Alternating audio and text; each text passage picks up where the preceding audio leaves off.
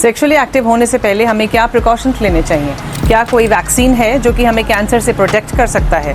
किस तरह से हम अपने आप को इन्फेक्शन से प्रोटेक्ट कर सकते हैं? किस तरह से हम अपने आप को बचा सकते हैं? हाय फ्रेंड्स, कैसे हैं आप लोग? आई होप सब अच्छे होंगे। सो आज हम एक बहुत इंपॉर्टेंट टॉपिक पे डिस्कस करने वाले हैं जो कि है ह्यूमन पैपिलोमा वायरस, उससे होने वाले इन्फेक्शंस और बीमारियां और उनके प्रिवेंशन के तरीके, जो कि बहुत इंपॉर्टेंट है। सो हमारे साथ हैं डॉक्टर निधि, जो कि गुड़गांव में जानी मानी गायनेकोलॉजिस्ट हैं, और मैं बात कर रहा हूँ opulence clinic south city 1 Gurgaon से। So welcome to the show doctor Nidhi. So basically देखिए, कुछ क्वेश्चंस हैं जो हमसे बहुत कॉमनली पेशेंट्स पूछते हैं। सबसे पहले आप ये बताइए कि ह्यूमन पैपिलोमा वायरस ये क्या होता है? ह्यूमन पैपिलोमा वायरस एक वायरल इन्फेक्शन है जो कि सेक्सुअली ट्रांसमिट होता है या बॉडी फ्लूइड से भी ट्रांसमिट होता है, और ये वायरस बहुत ही वीक वायरस की कैटेगरी में आता है। ये बहुत स्ट्रांग नहीं होता। सो अगर हमारी इम्यूनिटी अच्छी है तो हम इसको फाइट कर सकते हैं। तो ह्यूमन पैपिलोमा वायरस को ही हम HPV बोलते हैं। हाँ। तो क्या ये बहुत कॉमन है? मतलब ये काफ़ी कॉमन है, और इनफैक्ट WHO ने जो सर्वे किया था उनके हिसाब से 11 to 30% प्रेवलेंस है वर्ल्ड वाइड। 11 to 30%, मतलब कि ऑलमोस्ट 1 to 2 बिलियन पीपल हैं जो कि अफेक्टेड हैं। Exactly. Oh, that's a lot of people.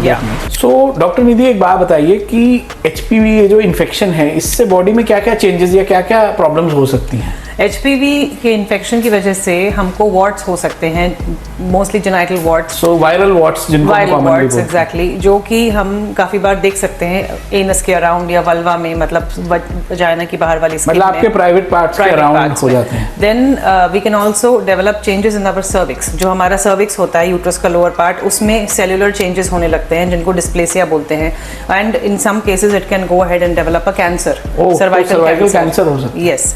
और ये भी है कि जैसे एनल सेक्स अगर प्रेवलेंट है तो फिर एनल वॉर्ट्स और एनल मैलिग्नेंसीज या कैंसर्स का भी चांस रहता है। ठीक है, तो बेसिकली सिंपल वायरल वॉर्ट्स हो गए, और बाकी ये सर्वाइकल कैंसर या एनल कैंसर ये सब हो सकता है। हाँ।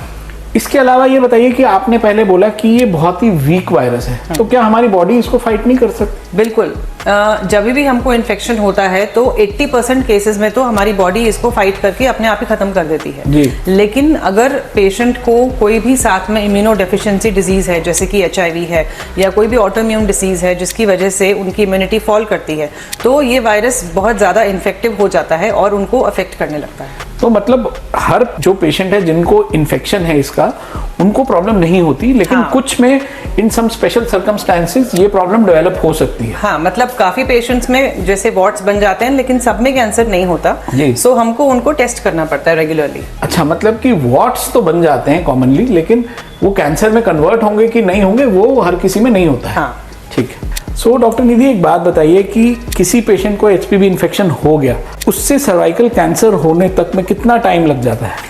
ओके, सो इन्फेक्शन के बाद कैंसर डेवलप होने में 10 to 20 ईयर्स लगते हैं। इनफैक्ट सर्विक्स में कोई भी चेंजेस होने के लिए तकरीबन उतना टाइम लगता है।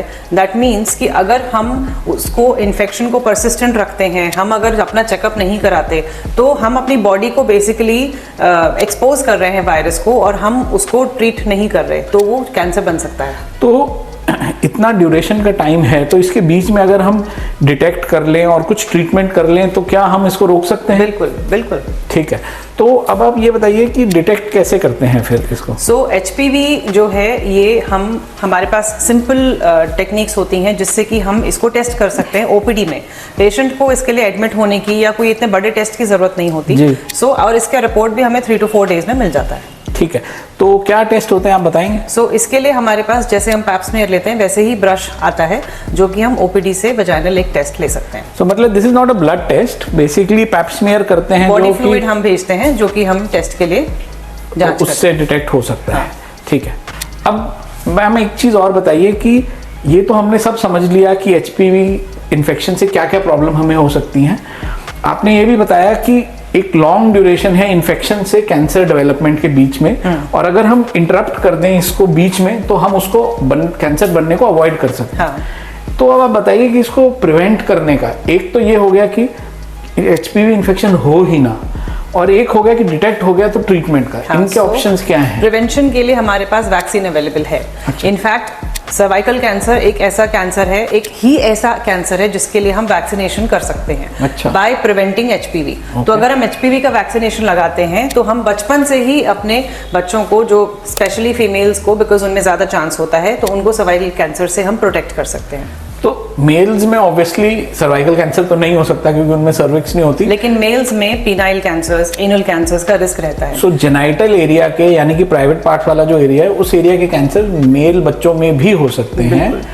तो क्या मैम मेल और फीमेल दोनों को लगवानी चाहिए वैक्सीन? तो वैक्सीन सिर्फ, ये एक मिथ है कि वैक्सीन ये जो एचपीवी की है सिर्फ फीमेल बच्चों में लगती है या फीमेल्स में लगती है, ऐसा नहीं है, ये हम मेल्स में भी लगा सकते हैं। तो आपने लगवाई है अपने बच्चों को? जी हाँ, दोनों बच्चों को। I have a daughter and a son. सब वो दोनों को लगवाई है, ठीक है, बहुत बढ़िया। सो इसका क्या ड्यूरेशन रहता है, कब लगती है, क्या एज ग्रुप में लगती है? जो एचपीवी की वैक्सीनेशन है ये लगाना हम 9 साल की उम्र से शुरू कर सकते हैं, ठीक है। और 9 to 14 ईयर्स की एज के बीच में हमारे पास 2 डोज रेजिमेंट होता है। 14 ईयर्स के ऊपर सबको 3 डोजेस लगती हैं। तो चाहे मेल हो चाहे फीमेल हो, उनके लिए रिकमेंडेड है 9 इयर्स के बाद लगवाना। अगर आप 9 to 14 के बीच में लगा लेंगे तो सिर्फ 2 डोज लगेंगी, और 14 इयर्स के बाद लगवाते हैं तो 3 डोजेस लगेंगी। लेकिन यहाँ मैं एक चीज बोलना चाहूंगी कि अगर हम बच्चों में वैक्सीनेशन लगा रहे हैं तो अपने पीडियाट्रिशियन से सलाह लेना जरूरी है। अच्छा, एक चीज और बताइए कि एक बच्चा मतलब या यंग अडल्ट जो कि सेक्सुअली एक्टिव हो गया है, क्या वो भी ये लगवा सकते हैं या आपको सेक्सुअली एक्टिव होने से पहले लगवानी होती है? आइडियली ये सेक्सुअली एक्टिव होने से पहले लगानी चाहिए, जिससे कि आपको ऑलरेडी एंटीबॉडीज डेवलप हो जाएं और आपको उसका मैक्सिमम बेनिफिट मिले। लेकिन सेक्सुअली एक्टिव होने के बाद भी अगर पेशेंट को एचपीवी एक्सपोज्ड है, उनका एचपीवी टेस्ट पॉजिटिव आया है, तो भी हम उनमें रेकमेंड करते हैं कि आप ये वैक्सीनेशन ले लो, क्योंकि एचपीवी के बहुत सारे टाइप्स होते हैं। सो मान लीजिए कि हमने कोई एक्टिव हो गया है सेक्सुअली और उनको वायरल वॉट्स हो गए हैं, तो उनको भी एज पार्ट ऑफ ट्रीटमेंट हम वैक्सीन लगाते हैं? बिल्कुल लगा सकते हैं। अच्छा। जिससे कि सपोज एचपीवी कुछ टाइप्स का उनको पॉजिटिव आया है, लेकिन बाकी टाइप से हम उन्हें प्रोटेक्ट कर सकते हैं। और क्या सपोज मैंने वैक्सीन लगवाई है तो क्या मेरे पार्टनर को भी इससे फायदा होता है मेरे वैक्सीन लगाने से? सो पार्टनर का टेस्टिंग बहुत जरूरी है और उनको भी वैक्सीनेशन हम रेकमेंड कर सकते हैं। ठीक। तो डॉक्टर निधि, अब ये बताइए कि एचपीवी इन्फेक्शन से हमने पता लगा कि वायरल वॉट्स हो गए और सर्वाइकल कैंसर और इस तरह के कैंसर हो गए।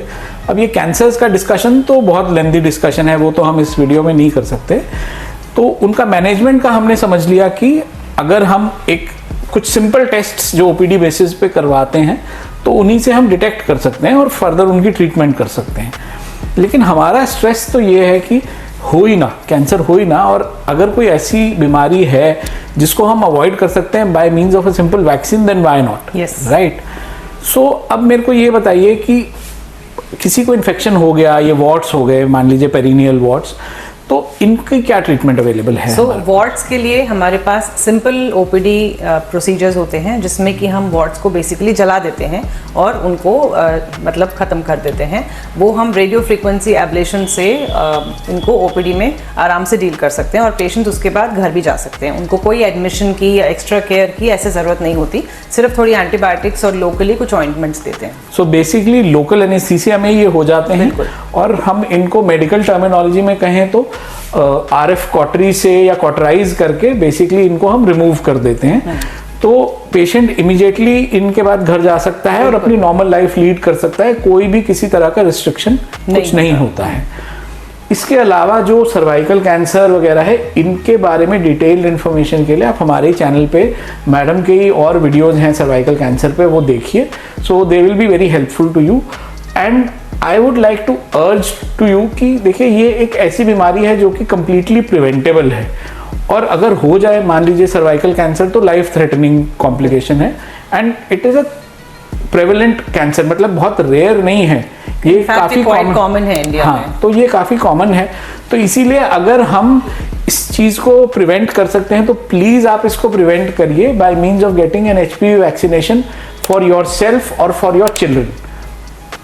एंड एक बात और मैं समराइज कर देता हूं कि ये दोनों ही मेल और फीमेल दोनों ही बच्चों के लिए इम्पॉर्टेंट होती है वैक्सीनेशन। सो और कुछ भी आप एचपीवी इन्फेक्शन या वैक्सीनेशन के बारे में जानना चाहते हैं तो आप प्लीज़ हमें कमेंट करके वो क्वेश्चंस पूछिए, हम उनको आंसर करेंगे। और मैडम से कंसल्ट करने के लिए आप नीचे दिए गए नंबर पे कॉल कर सकते हैं। Thank you.